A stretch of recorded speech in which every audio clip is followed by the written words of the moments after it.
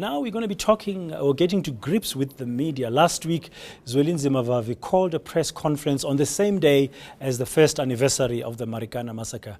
Some media outlets stuck to the Marikana story, but others led with Vavi's revelation. So, who made the right decisions? Let's just find out. Let's chat to Angelo Fick, who's a lecturer about critical thinking from Wits University. Angelo, thank you very much for joining us. Thank you. Just broadly, I mean, we in the media here on a daily basis in the newsroom, we are faced with a decision. What do you lead with? Now, looking at the Marikana story, which was very much paramount in our minds last week because it was the first anniversary since the tragedy occurred, and also the Zwelinzima Mavavi story, which is very much current, and COSATU seems to be split about it. And on that day, you had that situation, okay? It's a tough choice to make for a news editor, but from where you're sitting, how do you go about setting an agenda that informs the public? Right. One recognizes that there is pressure on news editors to come up with a story to lead for the day so that people actually follow their channel or read their newspaper. But I think it's also important to think of what the connections are between those two stories. Here is a moment in which two very significant stories around labour in South Africa come together. It's the story about Zwelinzima Mavavi, and his role in labour and power brokering in South Africa, and the Marikana story, which has its own particular history of labour and power brokering in South Africa. And here's a moment where we could have run with a story that links those two and asks, what is it about those two stories that reveals something bigger about labour in South Africa?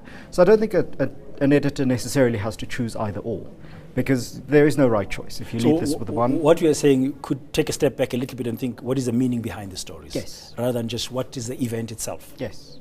Because I think, yes, there is a pressure to focus on events and use events to inform the public. But it's also important to realize that a story isn't just about an event. A story unfolds over months or years, if not over centuries. And news media often have to look at particular stories in relation to other stories, not as individual events, but as part of a larger pattern. And it's that pattern that I think is important to start looking for. But on a bulletin-to-bulletin basis, I mean, my heart goes out to the editors. We present the news. We are the face of the news on television, for instance, or if you're on radio, you present the news as a newsreader. Yes. If you're a writer, you just get it onto the newspaper. But they sit there with the pressures of time.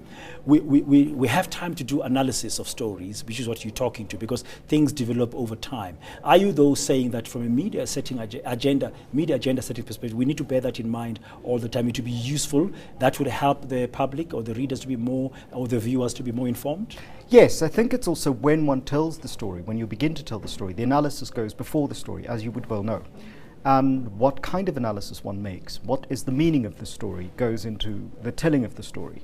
So if you choose to run, as many people did, with the Zwelinzima Mavavi story, that's great. But do you say something about what the meaning of Zwelinzima Mavavi's crisis around behavior, sexual behavior, relationship to women, understanding the caliber of women, union leadership? What does that mean in a context like South Africa? So basically there was no right or wrong from a story perspective, but from an analysis perspective, you think we could have taken a step back and find possible linked and said links. What are the connections between having deeply violent, masculinized Marikana incident and an understanding of women in the Vavi treatment? We've got another big story happening today. Oscar Pistorius back in court. His indictment is happening from the 9 o'clock this morning, where the prosecutors will put their case about how they're going to be charging him going forward. And on the same day, for instance, we've got the arms deal inquiry happening. So there's a number of competing things. But let's just take a look at the Oscar Pistorius story. We heard from our colleague Karen Moon earlier this morning. So there's hundreds of media who are interested. Worldwide media are there in court following this story. How do you deal with that in a way that informs the public better about what is actually at stake here? Here, this Paralympian gold medalist who's now facing this murder charge. I think South African journalists have an edge in this scenario which they could use. We know the local context, and so instead of following the usual global media frenzy towards a spectacle, because that's all this is. It's a spectacle. It is the performance of something.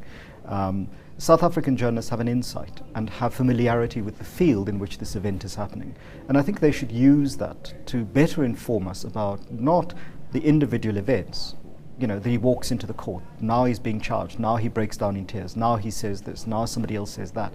But what is the larger context in which a kind of hero worshipping, a sense of betrayal, our general approach to justice for the wealthy or justice for the middle class. And maybe domestic violence? And domestic violence, or the killing of women, or violence against vulnerable people. What does that mean in this story? Rather than simply, this is a story about a fallen hero. This is about one particular person's story. Because this is one particular person's story, but this is also part of a pattern. And it's that pattern recognition that I think is important. That we don't just tell a story from event to event, but start thinking, what do these events mean for the story itself? I think we're going to be challenged to do that over the next few days. And thank you very much, Angelo Fick, for coming in this morning. That's Angelo Fick, a critical thinking lecturer at Wits University. News that moves. eNCA.com.